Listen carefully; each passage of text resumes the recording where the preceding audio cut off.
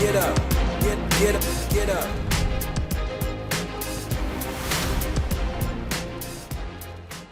What is up, Mets fans? Welcome back to the first postseason episode number 141 of the Mets'd podcast, the official podcast of the New York Mets.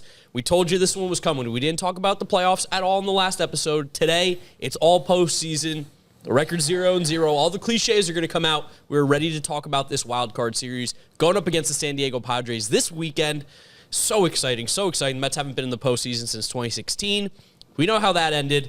You guys know the drill here. We're going to give you breakdowns of everything you could possibly ever want to know about this series. So make sure you guys are following us on all our social media at Mets'd on Twitter, Instagram, and TikTok. If you want the YouTube version of this, go to the New York Mets YouTube channel. Go over there, subscribe, drop it a like. Watch us over there. And if you're listening to us, Apple Podcasts, Spotify, Google Podcasts, Odyssey, wherever you get your podcast, drop us a rating, drop us a review, download, and subscribe. We do appreciate it. James, we were here at Citi Field on a day that there is no game. How does it feel? Kind of weird. Yeah. A little weird walking in. Totally empty. We just hung out with Kim from the media cafe. She's like, there's no one here to eat. Great food. Yeah, great. We can't wait to eat after this. But it's just funny now seeing the stadium on an off day like this. Usually we see it late at night, so it's like off day-ish. But it's like a pure, true off day. It finally feels like we work here. Yeah, I mean, there's stuff going on, too, of course. They've been doing media access for... Manny Machado's talking a couple floors below us right now. Can only imagine what he's saying. Probably awful things. I'm sure he's not.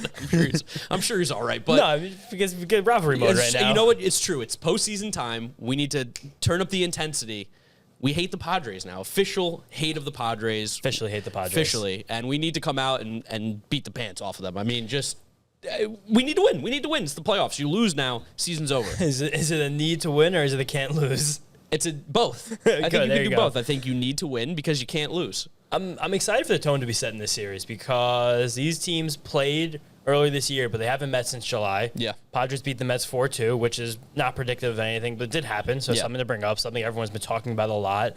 And I think we're going to learn a lot right off the bat just because we're going to see Yu Darvish immediately game one. Yeah. And Yu Darvish has dominated the Mets time and time again, year after year, for the entire duration since he's been a member of Major League Baseball. Yeah, Yu Darvish, I mean, he's had a good... stats if you need them. Oh, yeah, I was going to say, go with the stats. I was going to get his season stats just because... It was one of the best seasons of his entire career this year. He's such a sneaky good pitcher because he'll sprinkle in, like, just some god-awful starts where he doesn't really have it and he gets hit hard. Not against the Mets. Not against the Mets. That has not happened yet, it seems like, in his career. But this year, a 3.1 ERA in 194 innings, which is, I think, the second most in his career ever. So he's had a relatively healthy season as well for Yu Darvish, which has always been something that's been a problem for him. He had a really good year. Whip under 1. Strikeouts, run prevention. Also, he's been mostly healthy. It's just like really those 2 years he was unhealthy when he kind of just got worked a lot. But yeah, he's been a remarkable pitcher his entire duration of his career. Then you look at what he's done against the Mets. 8 games started against the Mets in his career. He's never lost.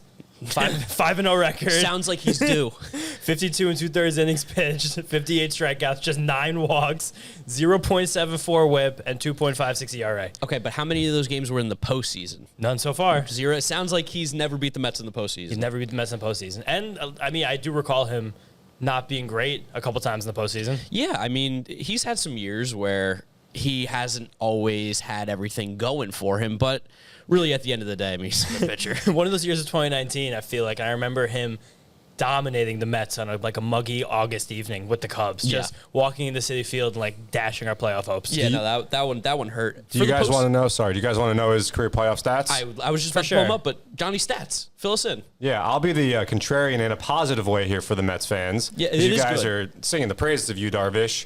He's made 7 career playoff starts. He is 2-5. He has a 5.18 ERA. And another fun fact, that muggy August night you were talking about, yes, Pete Alonso set the Mets single-season home run record with a homer against Yu Darvish on that night. Okay. So there's some track record here for Mets fans. I think that was the only run they scored, actually. I don't know about that. I'd have to go look at that. That was a 3-game sweep for the Cubs, and it kind of put a hamper on the Mets' playoff chances that year. It But did.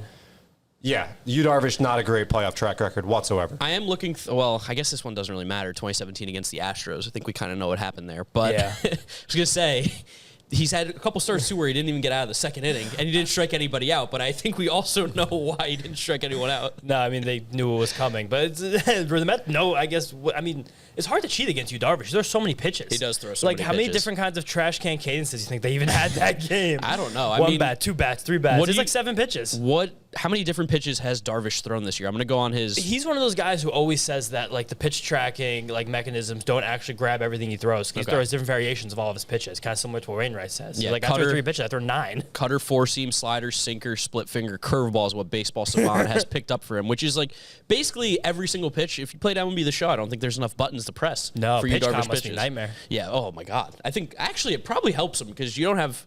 Yeah, you don't have have 6 fingers. You only have 5 fingers on one hand. So you really got to get creative with him. But yeah, I mean, like we've seen him so many times. We know he's a good pitcher. Twice this year. Twice it's this rare year. that you see a pitcher from a team not in your division twice in the same year. And I do like that we've seen him already. I think there's a slight advantage to having seen a guy who does have good stuff like that twice already this year. Now, again, he did carve us up. There's no doubt about it. 15 strikeouts and 1 walk, 1 earned run in 14 innings with 2 wins. But I don't think that necessarily is a bad thing that you've seen 15 innings of him. Like, you kind of know what the book is going to be on Yu Darvish right now, at least how he game plans against your team. For sure. It's kind of like we can argue and talk around these stats and everything, but they don't really mean anything until we actually step on the field. And the tone's going to be set early in this game. It's been a big theme for the Mets this season is how well they hit in the first inning will be kind of indicative of how they hit in the game. Feels like it's like if they score in the first inning, you know it's going to be a good day. If they don't, it's going to be a grinder a little bit. And we've seen the top of this order at least hit well this week, especially Brandon Nimmo. And I think he's going to be one of the guys who's an X factor because he's one of the guys who's going to come up in that first inning. I mean, Francisco Lindor as well, depending on how the lineup shakes out. But we know Brandon was going to be hitting leadoff. Yeah. And he can both see pitches and hit home runs. Yes. That's huge. Yes. I Brandon love Nimmo, that. one of the most underrated players in the league.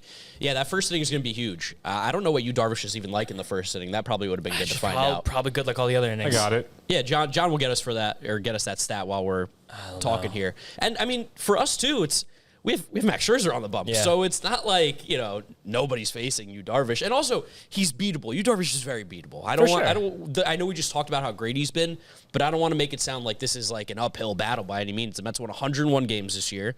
Yu Darvish has lost plenty, had plenty of bad starts, and it's the playoffs. There's a different sense of urgency. There's a different amount of pressure. The Citi Field's going to be packed. It's going to be loud. It's going to be crazy.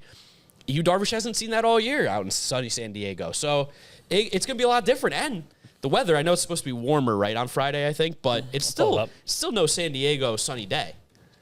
No, I mean, Yu Darvish has pitched basically his whole career in warm places. Texas, LA. We could really Chicago for a little while. Yeah, but that was good. No meaningful games with Chicago. No, not while he was there, at least. We're grasping. We're begging for first pitch tomorrow is actually gonna get a little chilly. Yeah, what's the temperature we're looking at? By the time we get to 8:07 p.m., we're looking at the 50s. Oh, that's prime. Playoff weather. That's big New York Mets weather right there. Playoff weather. It's big sunny San Diego.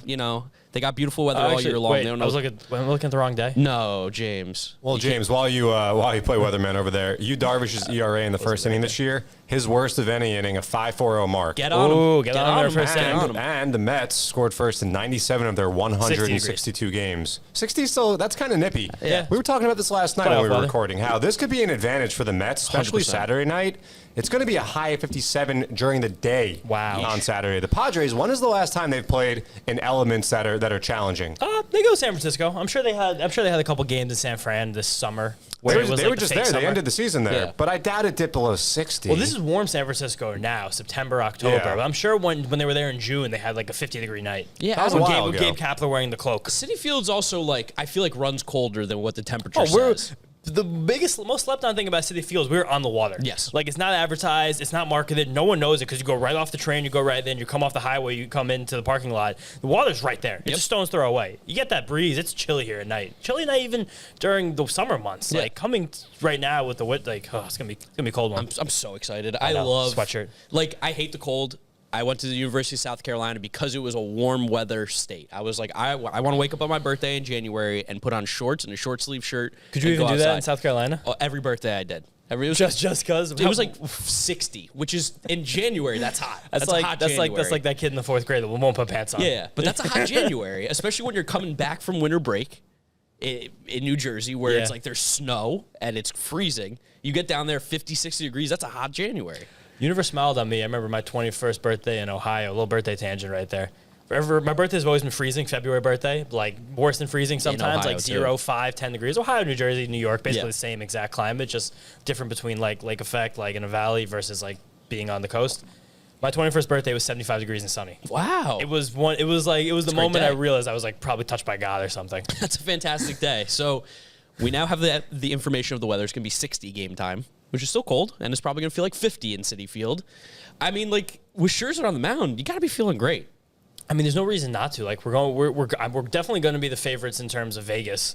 Yeah. I would say we have a slight advantage in terms of pitching matchup. I say we have a slight advantage in terms of lineup. I think our bullpen is better than theirs, too. Their bullpen has been trending up a little bit. Like, Hader figuring out how to pitch really stinks because... I mean, it's still not really figuring out. The whole problem with Hader, and I pulled this from Mikey Ajedo, who is formerly of Pitcher List, now Baseball Prospectus. Look at you. Give You him got credit. a name. You Give got him a credit. name.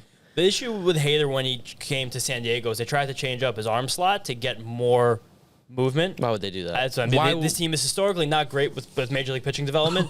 So what they did was when they moved his arm slot up, his sinker did get more movement, but he lost a lot of deception he used to have from the three-quarter angle. Yeah. And now he's been kind of somewhere in between, moving it back and forth. And that inconsistency is what led to his lack of command, lack of control, and lack of good results. Don't say it too loud. The Padres are walking around. Yeah, no, they're in here. They were literally in here. They're walking around. We don't want them to know that that's what's been going No, on. but it's keep him because high. Keep him high. It's been inconsistent. That's why. He can't really find his groove anymore. Yeah, I mean, like, their bullpen, I think, like, all year has been like most bullpens where you have your ups and downs, but it definitely feels like there's guys that we can get to in this bullpen a little bit easier than some other teams. For sure. A little bullpen breakdown I'll give you right now. We're going to see Nick Martinez, who started the year as a starting pitcher after coming over, playing for years. I don't remember if it was Korea or Japan. I'm going to look it up for you. I'm pretty sure it was Korea. I think it was Korea. I'm like 80% sure it was Korea. It came as Japan. Wow, there you go. Look at us. That's why we look things up. Nippon Ham Fighters and the Yes. SoftBank Hawks. He's a fastball, changeup, slider guy. Everything's played up since the move to the bullpen. He has been a little bit lucky, though. His ERA is about a full run lower than his FIP.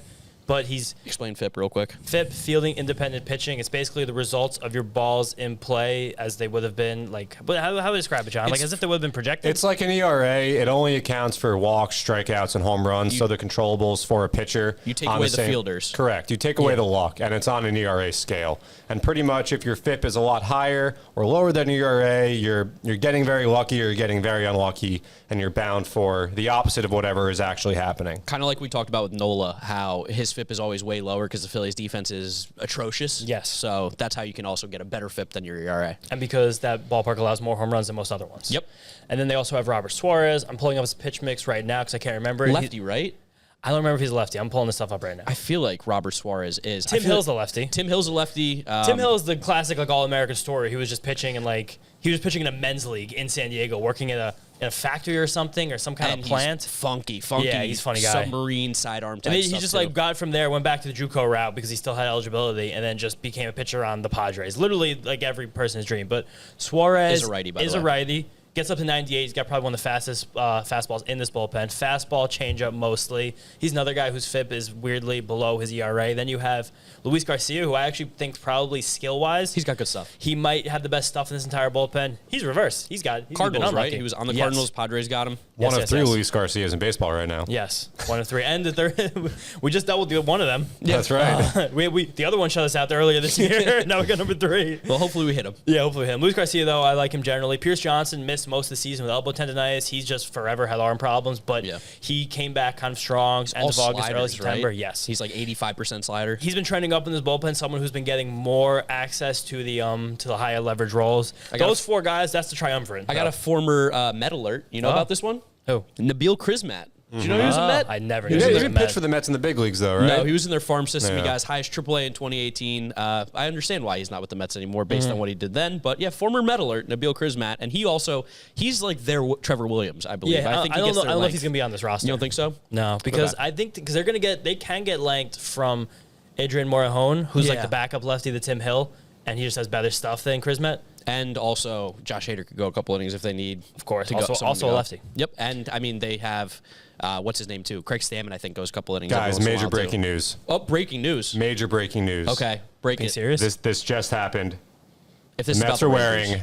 wearing the black unis. Let's go. There we go. In game 1. That's big. That's big vibes. That's I like awesome. that. vibes. That's I like awesome. That. No, that's good. That's good. Sorry to interrupt. That's So- great. The Adrian Morjon. I like that pronunciation, Morjon. It's spelled Morjon. Do we need more John, though? Yeah. Do we need more John? I don't know. I think we're okay with the amount Johnny of John we Stats have. is the amount of John we that got I a think good, we need. good quantity of John. But their bullpen it's not good, but it's not bad. Yeah. I do think they have a very similar bullpen to the Mets. Just the ace in the hole is what Hader we get. Okay, yeah. I guess that's relatively fair. You know, because like Suarez and Martinez are good.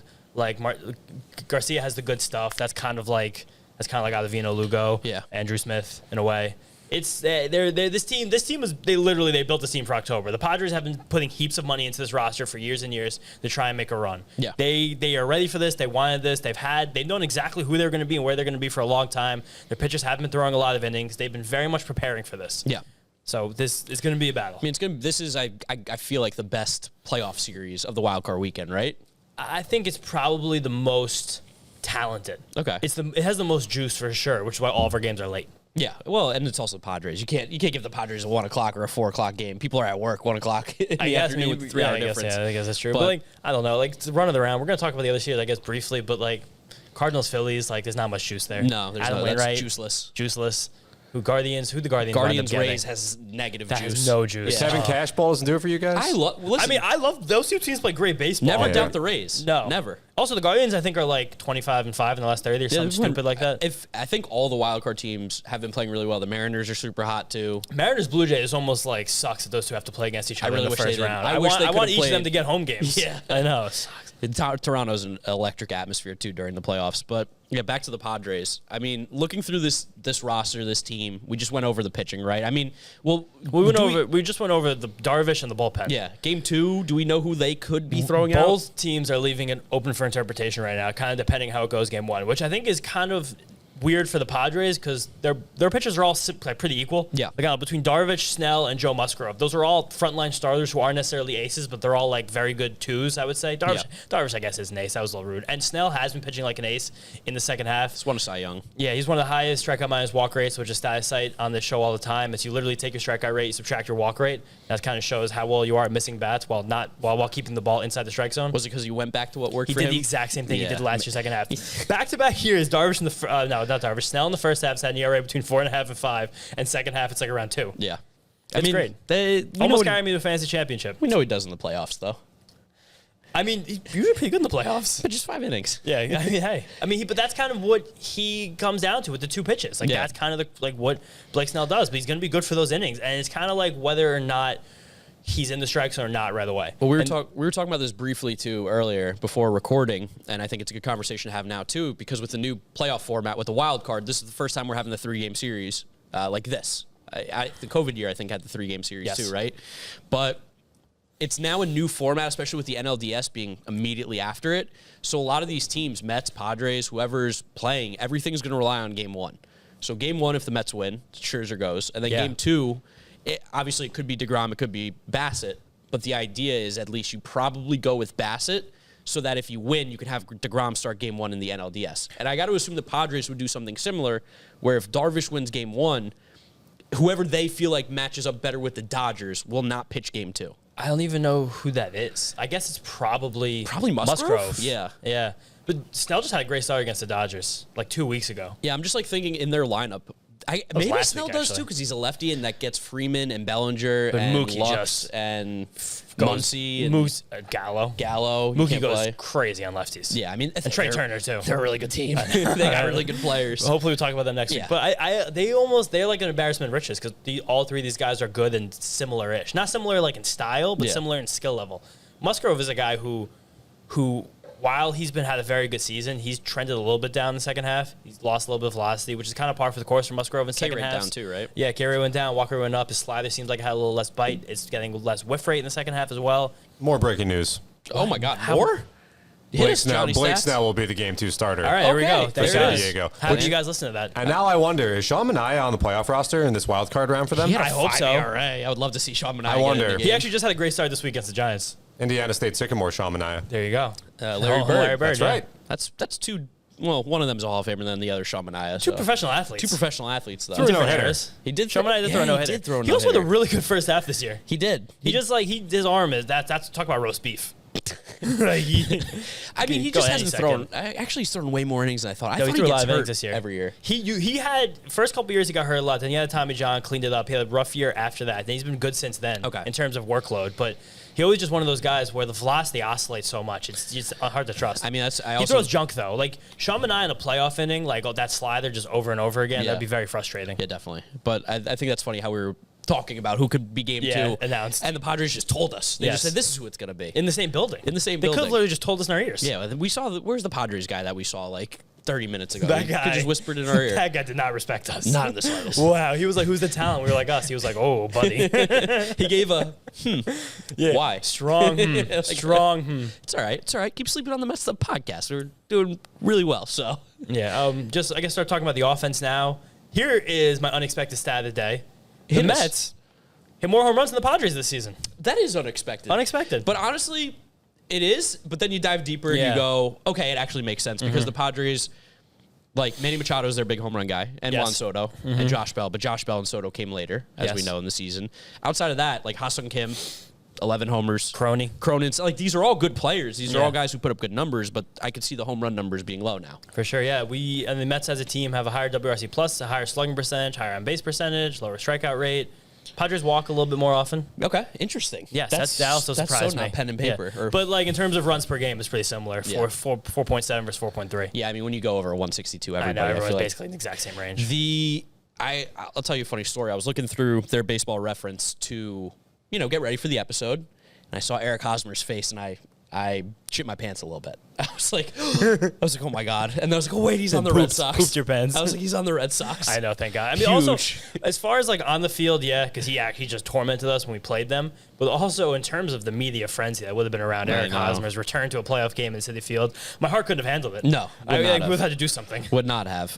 Of course, this lineup though is still very good, like you were just mentioning. Juan Soto, who has been cold. I'm going to put big quotation marks around it because I feel like only stupid people are saying that. Juan Soto, we've seen Juan Soto carry a team to the World Series before. And he's capable of doing that at the snap of a finger. still one of the best hitters in baseball, Ever. without a doubt. All time. I don't care what his OPS and numbers were with the Padres. He can turn it on at any moment, and he's still been good with the Padres. No one's threw him strikes. Still has an OPS plus at 130. Yeah, in what's considered down for him. I think it's kind of interesting these two teams are matched up because these are two of, especially the National League's more contact-oriented rosters.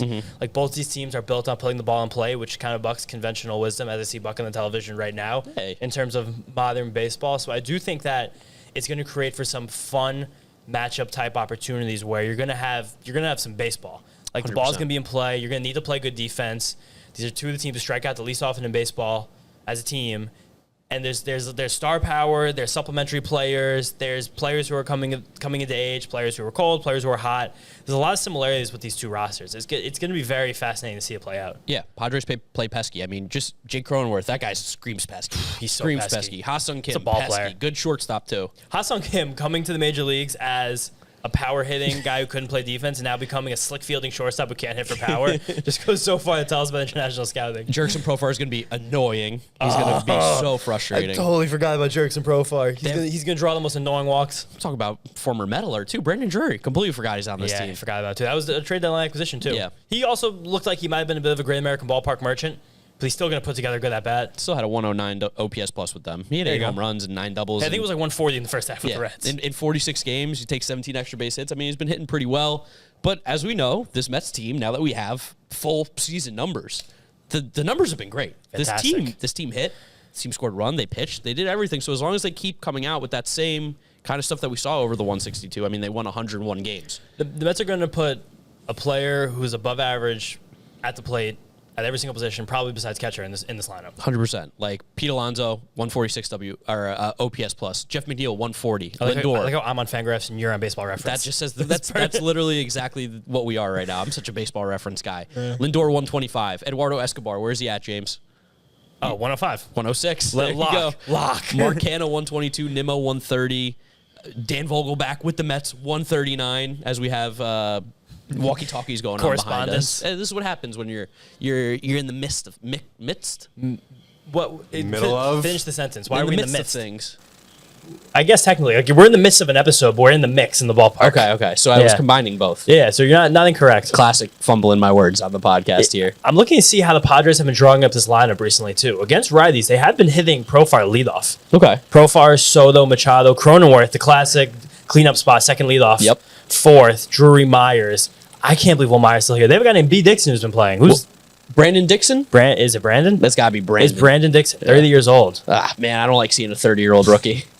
He got a cup of coffee, not a cup of coffee, 120 games with the Tigers 2019. That also makes sense. Hit 15 home runs with the juice ball, 32% strikeout rate, 87% WRC plus. I mean, now we're talking about roster construction, too. We should probably talk about the Mets roster construction as well, because obviously we're at, 28 when the season ended? Yeah. And you have to get down to 26 for the postseason. So there are going to be some guys that you've been seeing in every day that are not going to be on this team.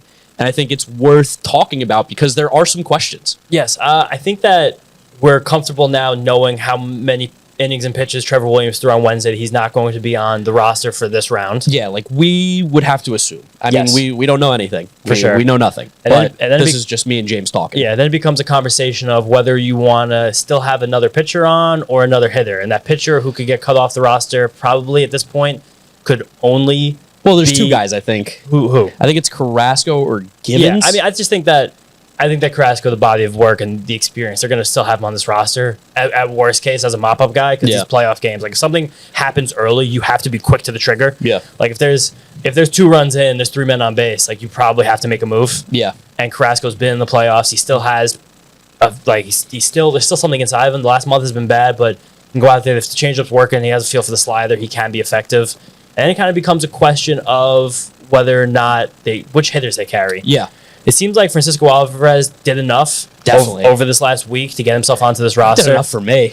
I mean, we're not setting it. No, I know, but I mean, there's Buck right there. There he is, Buck. What do you think, Buck? No, he's on the same room as us, as you guys know. No, that'd be fun. But I mean, you'd be like, who are these guys talking? What are they talking about? He's been swinging the bat so well, and his at bats have looked so comfortable that He's hitting the ball hard. Surely he has to be, especially because we're going to be facing a lefty in Snell. Yeah. We could be facing a lefty in Hader, could be facing a lefty in Tim Hill during these games. You got to have a right-hand bat off the bench, and he's definitely our best option. Definitely. But then it becomes a consideration of who is not on this roster between Vientos, Gore, and I guess technically McCann, but he's probably going to be on because you're probably going to want 3 catchers because Alvarez is going to be more of a DH. And I don't mind carrying 3 catchers, especially with the way that this shorter series is, where you can have less pitchers. Bodies. So you just have bodies because, I mean, we saw Nito pinch hit for McCann, and we want to be able to pinch hit for a catcher or whoever the spot is that's needed. If Gore comes in as a pinch runner earlier, you can pinch hit for him later. It allows you to be a lot more aggressive carrying 3 catchers. And I think that's something that I would be surprised if the Mets didn't do that for the series. I agree with you. And then it then becomes basically a conversation of whether it's Vientos or Givens. Yeah, Vientos, Givens, or Carrasco. I think that's probably what the final 3 are. And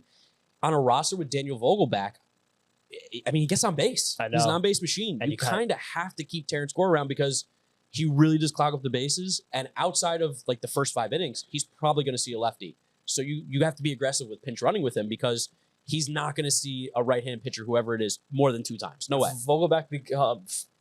Gore becomes the foil for Vogelback to where he's like basically as opposite of a player as you could possibly have on the roster. He's like together. Yeah, that's one of that could be one of the best players in baseball history. If Vogelback with Terrence Gore's legs, if you can combine those skill sets, it's unbelievable. And like he's also it's Mookie Betts. Yeah, I guess he is kind of Mookie Betts, and like. Depending on what goes on with Starling Marte, we still aren't sure. No, there was baseball activities today, but we can't. I'm not going to speculate on injury and get my hopes up. Yeah. Or your guys. No clue. You should probably know by the time this even comes out. Like Gore also gives you an emergency outfielder as well. For sure. Because also without Starling Marte, you basically have 3 base outfielders with Canna, Naquin, Nimmo. McNeil's the other outfielder, 3rd/4th outfield, depending on whether Guillorme is playing or not. Yeah. You do need another guy who can play the outfield. Yeah, and Terrence Gore's that guy, and he's got speed, he can cover ground. So I mean. The roster. Wait, look at the cup that Buck has. That is the classic. Oh my God, the Greek bodega cup. The Greek diner cup. Been using them all year. Really? Since spring training. That's his thing. That's awesome. like he only drinks coffee out of those. That's the coffee thing. That's the only way I would ever drink coffee. I've never drank coffee. How many podcasts in the world do co-hosts not drink coffee? Wait, John you don't drink coffee either? Weird. No, never.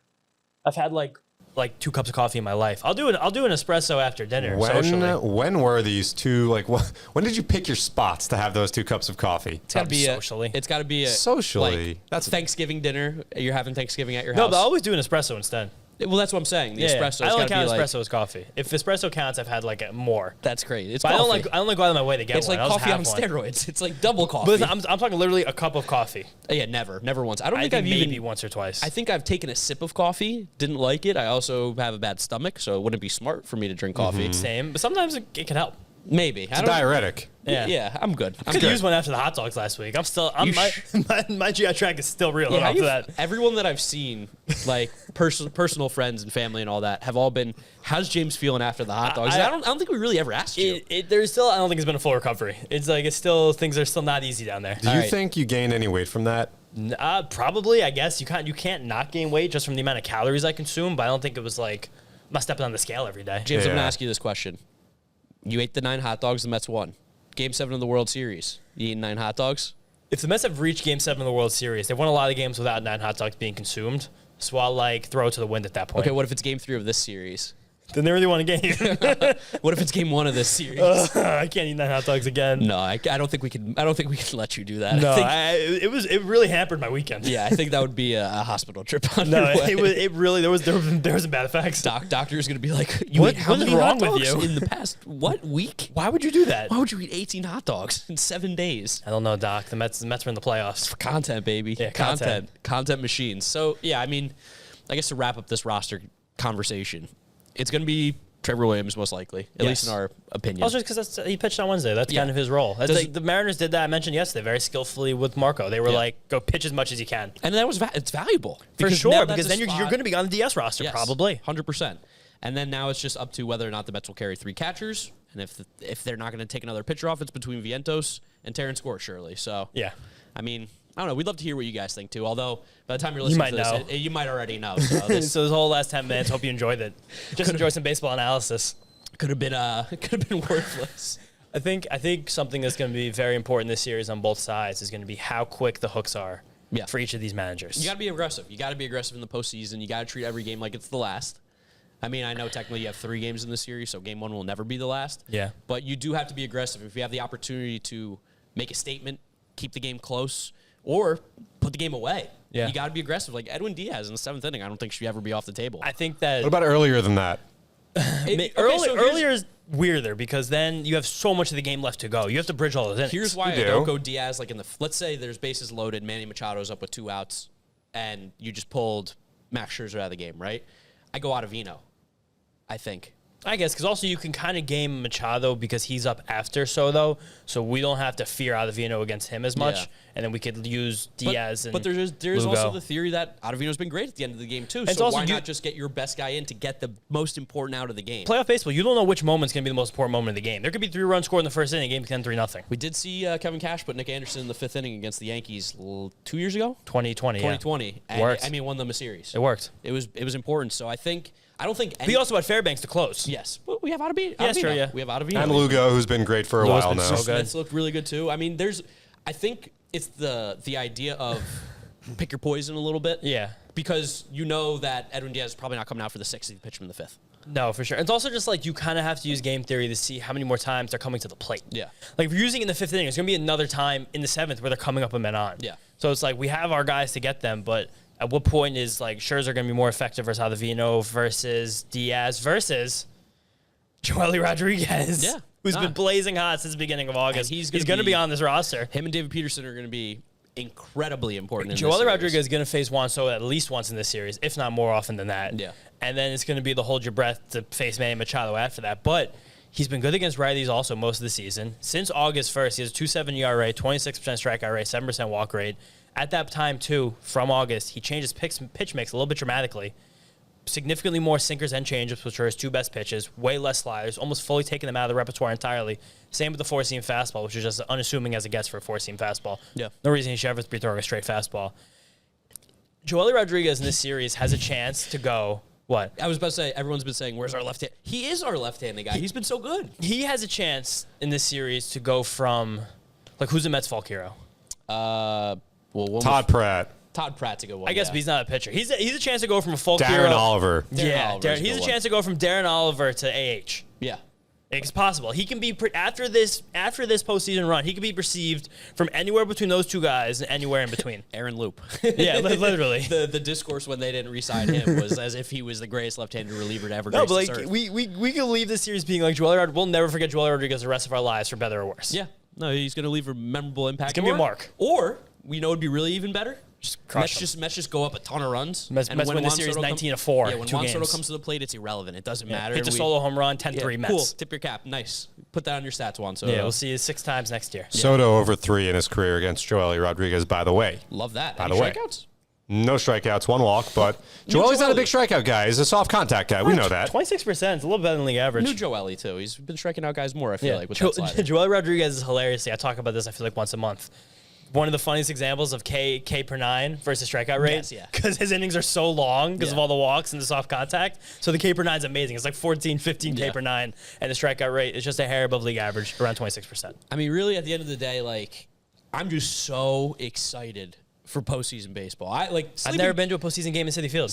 You have? Oh, I never have. you Shea haven't. Stadium. I mean, I guess, 2015 and 2016. I was in college. And 2016 was a short one, which was we'll one. talk about in a second. Shout out Vito. He was here. But I'm so excited. Like, sleeping is going to be tough tonight. I But sleeping's going to be tough, but also I know I need to get some good sleep because it's going to be a long night. you have such arduous days in the salt mines. So it's so tough making Yeah. a YouTube video. Yeah. We get my predictions out. We should check that out on my channel. Wow, I hit the pillow so hard last night. Yeah. Oh man, I slept had such a great. good sleep. Slept great. Really good sleep. But Invigorating sleep. I'm amped. I'm amped. I'm amped. John, you amped? I'm amped. I don't think John gets amped.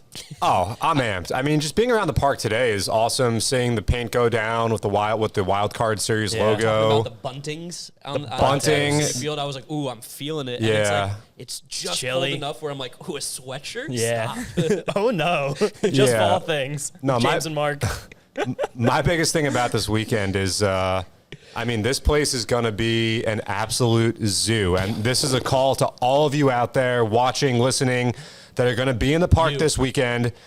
It's time to go nuts. I mean, this is what we've been waiting for since 2016. I was in the park that night in 2016. I haven't gotten a taste of it since. None of us have. Nope. This is it. It starts right now. Like, My last playoff game was so Taguchi.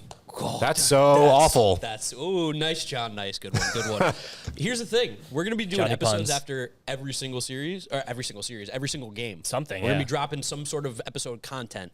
If we have voices, I see Mendez's eyes. Mendez is putting Bring some forth- pens, Mendez. We shouldn't have a voice. It should be like this. No one should have a We should voice. have no voice. It should be a very quiet episode, but also loud at the same time. I'm gonna lose my mind. I'm gonna get to the ballpark as early as they will let me tomorrow. As Yeah. early as my job allows me to leave. It's the Eric Andre. Let me in. Literally, if it's not electrocuted, I'm gonna come in.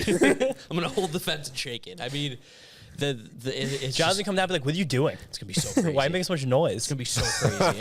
And this is we're with the Mets now too. It's gonna be even Max crazier. Scherzer's pitching. Max We're wearing Scherzer. black jerseys. Black jerseys. The Black jersey with a black sweatshirt tomorrow. towels. Postseason towels. No, coming out. Mark. You need a bigger rally towel than that. What do you got there? John for got me the beach towel. It's insane. You can get the towels. Go. What color are the towels? Let's gonna be, John? go. They're going to be orange, I believe. Orange, I believe. See Orange and black Halloween vibes, just fall Ooh, things. Spooky. Spooky. Ooh, spooky season. Ooh, 10 times you were so spooky. you know what's underrated about playoff baseball too? Hot chocolate. Oh my god, stadium hot chocolate is like top tier hot chocolate. Where do you get it here? Don't know. I think Yeah. they all have I was gonna ask you. I So in don't know. In 2015, I sat in like the 500s in left field. That's how you know we're real fans out here. I'll sit anywhere for a playoff game. Don't care, just want to be there. And it was at every single vendor. They had hot chocolate, and everyone was waiting for hot chocolate. No, you got to hold the hot chocolate. I might break out the gloves. Oh, a little hand not gonna be that warmer, cold. A little hand warmer. I know, yeah, action. maybe it's Saturday. Saturday, maybe. Saturday's gonna be in like the 40s. Yeah, you know what was cold? NLCS Game 2 in 2015 against the Cubs, the Very Arrieta game. cold. Very cold. I was there with my dad. Me too. That was insanely cold. And then the last game of the World Series that year when the Royals won, it's like 65 degrees on November 1st. It was insane. Let me ask you guys this about attire for these games. Winter hat, yes or no? Nah. Probably not Friday, but I might on Saturday just Okay, because of the temperature. I'm no winter hat guy. I like. You're just not a winter hat. You're not a hat guy in general. I like a baseball hat. Yeah. I don't like winter hats. I don't. I've never liked beanies. I got one beanie last year and I love it and I wear it everywhere. Okay, what about you do thermals? You wear like long johns underneath? Not my pants, but under the body, yeah, for sure. John? Some tight. When I would go to games as a fan, how about this? 2010 AFC title game in Pittsburgh. I think I mentioned I Cold. was unfortunately there. Nice. I was cold. Still probably a great game. It was fun. It was the greatest party I've been to. Like, the tailgate was incredible. But anyway, so Yinzes. my buddy Jeff, shout out Jeff, listener of the show, big fan of you guys. Thanks, Jeff. When we were planning the trip, buying tickets. He's like, yo, I have an idea. I'm like, what, Jeff? Let's hear this great idea. He's like, I'm going to wear shorts in Pittsburgh. And it was like 20 degrees. No. And he's like, dude, I'm going to wear shorts. It's going to be badass. And I was like, no, it's just going to be bad. And You're going to feel like ass. yeah, for the 6-hour car ride back. And he wore shorts, and it was absolutely insane. And, Brian Schottenheimer had some questionable play calling, and things didn't come out as we wanted to, but he braved the elements, and it was a baller move. So that I'm about that, It's like you're part of the team. Just putting it all out there. Grit. I'll be wearing long johns. That's probably fine. every game. Long johns? Long johns, yeah. Under the legs too? You don't know about long johns? No, I know what they are. Oh, yeah. It's going to be like 50 degrees. I'm not sure long johns johns. are. Listen, there's no better More feeling John. than feeling warm. Johnny Long That's legs. one of the greatest feelings. Yeah, being warm is nice and incredible. warm. Then you can't go hot chocolate. Then that's too much. Well, Well, tomorrow's going to be 60 degrees. Then you're schwitzing. I can't really drink You don't hot want- chocolate yeah, that's either. actually true. They do water usually at the ballpark. Yeah, I guess. If you start schwitzing during a playoff Oh, game, that's the worst. That's Yeah. a bad I'm deal. I'm in the schwitz. Just to rip the shirt You off. don't want to schwitz. You could take off more. You can't put more on once you're here. Yeah, but if you You can buy block in something. too much heat in the legs, you can't take that off. Okay, that's true. All right, I got 2 more things for you. Hand warmers. If it's really cold, like some Ohio State football games, I rock the hand warmers. What about feet warmers as Well, well? let's say they stick them in the shoe. stick 'em That's in a the shoe. pro move. Feet warmers are key. So I was here for the Winter Classic in 2018. Of course. Of course, naturally, sitting up in left field. My toes, John. I could not feel them for like an entire 24 hours after that game. It was insane. And that was the one thing I messed up on. I was wearing like 6 layers, 7 layers, 2 pairs of gloves, hat, winter jacket. I didn't have enough insulation in the feet. Okay. And those piggies, they were numb for a while. definitely gonna rip some. I dread the winter because I have very poor circulation. So my bad circulation, my yeah. hands and feet get really cold. Like I get the pins and needles on a January day instantly. that's tough. In the That's feet, tough. it's awful. So All right. yeah, when it gets really cold, I got Last to lock one. it in. And this could be the most animal one. Bring a blanket to the game. I won't bring a blanket to the game. John's in. I've done it. Yeah. John brings the blanket, the cushion. I gotta say, it's such a good move. It is. It's such a good move. It changes everything. You sit underneath I've never a done it, but I blanket, wouldn't hate it. It warms you up. It keeps you nice and toasty. There was a funny picture of one of our friends from high school, Mike, and his mom, Linda Misayanta. They made like Yankees.com like Did they for really? a playoff game, like sitting like all the way in the upper deck with a massive blanket, big hats, like looking freezing. I mean, the postseason baseball weather is awesome, especially on the East Coast. You go out to LA, it's like still 70 degrees. That's not real. It's not playoff weather. That's why they only win like a third of a World Series trophy. No, or whatever it is. 27%, I believe. But East Coast postseason weather is amazing, and there is no better look in baseball than the hooded sweatshirt with the jersey on top. That's just Absolutely. I that's do. prime. You guys mentioned going to playoff games with your dad before. I got to shout out my dad because he was going to come to all these games, but no. huge future Mr. Schiano blunder here. My mom kind of led the charge on getting a ticket. My sister's moved to Chicago, going to a weekend in Chicago, going to Michigan State, going to a football game. It's this weekend. Yeah. He's in shambles right now. He's going to hear this. He knows. He was texting me today. It's bad. Oh, it's he real watches bad. Literally. To shout out the Matt Vasgersian interview, which is out now. You guys Out should now. listen Listen to that one. But when I told him like 3 weeks ago when they booked it, I was like, that could be the wild card weekend, right? His face just He must have crumbled Like a ghost. That's like you want to Pin throw your up. stomach. Yeah, you want to throw up. You're like, I realize I've done something wrong. When keeping it real goes wrong. That's tough. That's I know. tough. John, now I know we talked about this before the podcast. Yes. But let's talk about the last time the Mets were in the playoffs. Briefly. Didn't end well. Didn't end well. Ended quickly. It ended quickly. 3-hour Ripped playoff. the Band-Aid off. Play- We know playoff all run. about Conor Gillespie. Can't That's forget it. Bumgarner. Yeah. I've actually got a confession. I left that game right after the home run sailed out of the park. I was out. I don't blame That you. makes I was sense. out. I was That's a big John move. Shout out to my friend Jack Abrams. He was a random roommate Well. that just happened to be a Mets fan from Philly. Nice. Which is crazy because Philly. But I was watching that game at his apartment, and that happened, and we didn't speak to each other for like 10 minutes. It was just silent. And then I was like, I'm going to go, and just left. It didn't matter. Shout out my friend Ryan, who I mentioned the show before. He went out on my porch. We watched it together in my house, and he just screamed for like 2 straight minutes. That's about right. Like, dude, I had like a porch post, like a thing on like between the porch and like the world. He just pounded with his hand. Postseasons where these folk heroes are created. Mets Yeah. can definitely have a few, no doubt. For sure.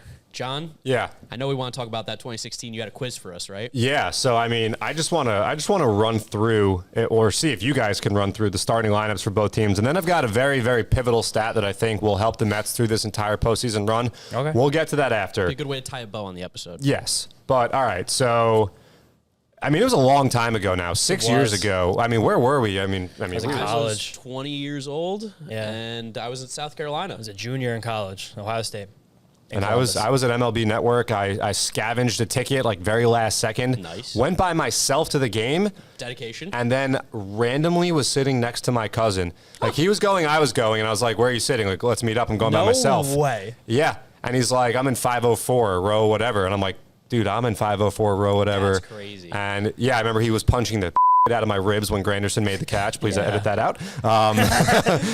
God, Johnny Vulgarity. Yeah, seriously. But yeah. God, that gave me such Andy Chavez vibes too. I was like, they're gonna make up for Yeah, it. but you knew, because when we go through this I lineup know. here, like that team was going to lose in 2 to the Cubs. Can I Game rattle- 3 wasn't going to Can I happen. rattle a few off? Let's go. We're starting with the Mets. Yeah. All Let's right. go one by one. All right. One by one. TJ Rivera. TJ Rivera was the starting second baseman. As Drupal Cabrera. He was the starting shortstop bat second that night. Curtis Granderson. He was the starting left fielder. He had cleanup. I thought he'd be the leadoff hitter, but he wasn't thought he because the would've been leadoff too. hitter was. This is a tough one. You never wanted the leadoff hitter to be a tough one. Man, the leadoff hitter that night? Yeah. I don't. Was it gonna be like? Is it an outfielder? No. Oh my God, who was it? This is a really tough one. And it's also not a tough one. And when I say who it is, you're going to be like, oh, wow. We're gonna be Yeah. like, oh yeah. I don't know, James. You got a name? I'm trying to go around the infield and think about I who this don't, could be. I don't have anyone much more names on the roster. Who is it? It was Jose Reyes playing third base that night. Oh, my See? God. That was the reaction. I knew that was coming. That would be really funny to be like, who hit leadoff in the last Mets postseason game? Yeah. This was on this team like 3 years ago. We got to tweet that like tomorrow. Yeah, that's Do a it. good tweet. Yeah, I think we're going to play a little trivia tomorrow in the pregame show here at Citi Field, and that's one of my go-tos. That might be the First- last one. First base was Duda? No. No, he was No, he got gone. traded, right? Yeah. No, I think he was No, hurt. he was hurt. He got traded next year. So then who was playing first? Loney. Yes. Oh God, yeah, this team wasn't gonna do anything. Catcher was not Ramos yet. It was not Ramos. Was it told? That wasn't Darno. No. That was Darno? It was not Darno. This Rene is Rivera? Yes. Yep. He was Syndergaard's like personal catcher. Oh, my God. And then the outfield, we're missing 2 guys in the Could have been outfield. anybody. Yeah, you're missing left and right. My goodness, this is These are really the 2 easiest, I think. Conforto. No. Oh, It was Madison Bumgarner started for the Giants, so he didn't play. Madison Bumgarner like ruined a whole year from Conforto's life. that's true. People forget. This is the easiest ones, huh? Doesn't seem that easy. It That was Nimmo. that was this season when that was the same year when he ruined his. in May. Yeah, it was like the very end of April, I think, Oh. and he went over for 4. Nimmo? Yoenis Cespedes. Yes, he was the left fielder. Of course. Couldn't forget that one. Right field. Yeah. And he was This probably is funny. He was a righty. No, he wasn't. He was a lefty. Nimmo? No. He was on the team. was- I don't yeah. Nimmo didn't play in the game, but he was there, so this is not going to be his first postseason appearance. I'm gonna throw out a crate. Matt Dendecker. No. Okay. I only know, I knew this because I saw the Gillespie home run yesterday, I think, and it sailed over this guy's head as he's going back to the wall, and I was like, oh yeah, remember when he was the right fielder? Oh. And you know who it is now. No, I can't find the name, but I see the image in my head. From blind. Beaumont, Texas. From Beaumont, Texas. That doesn't help me at all. No, I wasn't trying to help you. I was just I made it dropping a way random harder. fact. Just say Just it. say it. It's Jay Bruce. Oh my God. Yeah. Oh yeah. Jay Bruce. He was good. Remember him? He was fine. He had a nice little career with the Mets. We got to keep Brandon Nimmo. We did get to keep Brandon Nimmo, which is And Shout out Cincinnati Yeah. Reds. Yeah, Thank thank you. God. Thank you. Wouldn't be here right now. Dilson Herrera didn't survive it. And then the Mets Did had not. 2 pinch hitters in that game. Oh, I don't even want to And know. for some bonus points, because you guys can use them here. yeah, we could really. My no God, way. we're really showing that we know nothing. It was a long time ago. When That I team don't, was when I don't rough. see something in front of me on my computer screen, it's harder. That team was also such a catastrophe those whole last 2 months. It was everything was going on. It was because Seth Lugo and Robert Gesellman put the team on their back. Yeah, and just literally. had great start after great start. That's why they made the playoffs even. Pinch hitter. Let's go with who do I think was playing third base? David So Wright. a real hint. One of them is the last guy. This is not a hint. This is a Ty giveaway. Kelly. Correct. Yep. The last Met with a playoff hit. I cannot wait for that to be expunged tomorrow. No offense to Ty Kelly. Ty Kelly's the man. Great follow on Twitter. Amazing. But we can't have that be a He's fact. all right. And the other pinch hitter, Yeah, just say it. I don't know. Mr. Exit Velocity. Mr. Exit Velocity. That's not a nickname of anybody I know.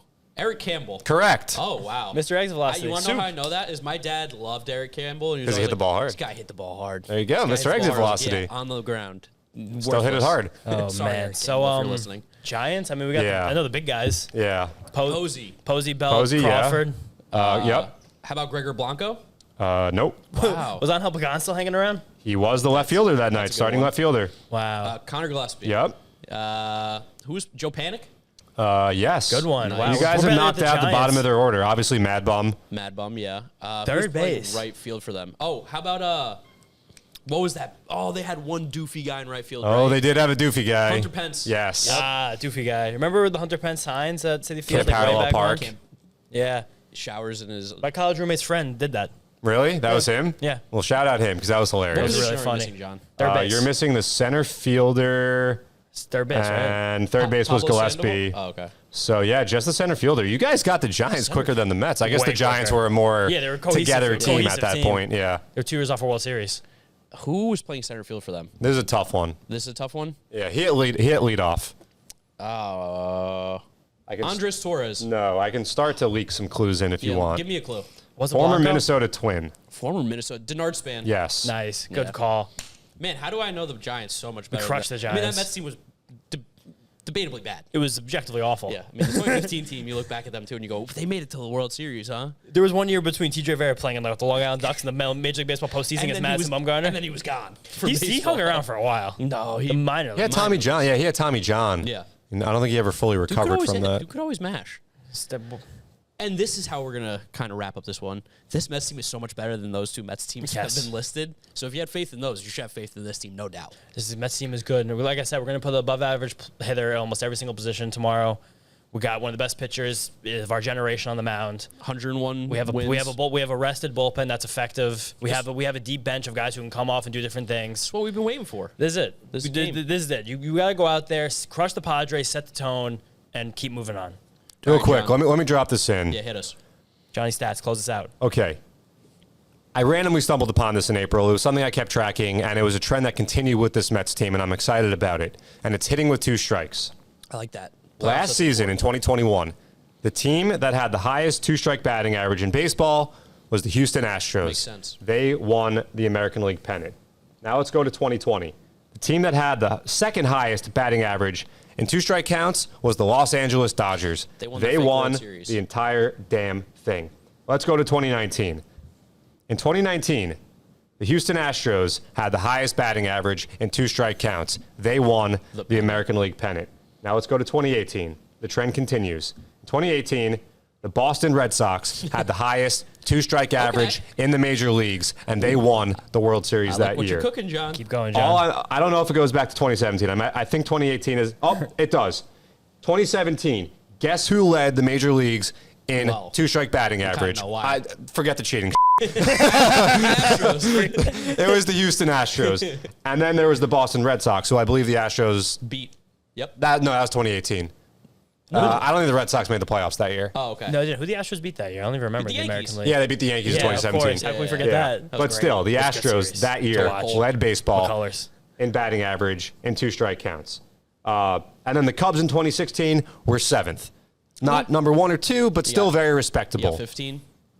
I mean, I know the Royals put the ball in Royals- play a lot. I'll tell you that. When I'll we talk check about right that now. World Series, they never struck out. Oh, guess what? The Royals were 2nd Yeah. in 2-strike batting average that season. Indication of a good team. Definitely It better than the really Mets. is. And this time of the year, we said it last night, when you don't let opposing pitchers put you away and you grind and you work and you work and every single pitch and every single 90 feet matters, you guys just heard. I just rattled it all off. It's a trend, and it seems to be real. So we'll see if the trend plays out. I don't Feeling know. good. Feeling good about this. I'm just excited. I can't wait just- for this game. I just now it's like I just want it to happen. Yeah, I want this episode to end. I want this series. I want Max Scherzer to be on the mound. I want to go to sleep and wake up tomorrow and I'm just here. I would like to just be here. Can I sleep on the couch in the Piazza Club, you think? right here. Yeah. With the bat. I mean, I have my computer here. I'll hang out. I mean, yeah, oh yeah, the bat. Nestle with the bat. Might make friends with Brett Batty. Brett Batty. Yeah, That was Oh, our fun man. pun. Oh, I just want to play baseball. So ready, guys. I think that's pretty much where we're gonna wrap it up here. Yeah, I mean, also shout out all our Mets fan friends in the UK. Apparently, right now they're gonna be blacked out of this game. So if anyone needs a way to watch, we don't know how to do it, but maybe ask us. Yeah, you never know. There's ways to watch baseball. There's always ways to watch baseball. Or you could do the radio, probably. I'm sure over there. Definitely listen to the radio. I How mean, we don't have our home broadcasters to these games on television, but we have Howie and Wayne in the booth giving you the Mets spin. I'm excited. Thank you guys for listening to the postseason preview against the San Diego Padres. Like I said, we're going to drop an episode after every single game as long as the postseason goes, so all the way to the World Series, as you guys know. And we hope you stick around. Make sure you follow us on all our social media at Mets'd on Twitter, Instagram, and TikTok. If you want to see the video version of this, go to the New York Mets YouTube channel, subscribe over there. And if you're listening to us Apple Podcasts, Spotify, Odyssey, Google Podcasts, wherever you find us. Drop us a rating, review, download, and subscribe. Let's go Mets, baby. That's it. That's all I got for you. Let's go Mets. We'll see you guys soon. Peace. Peace out. Get up.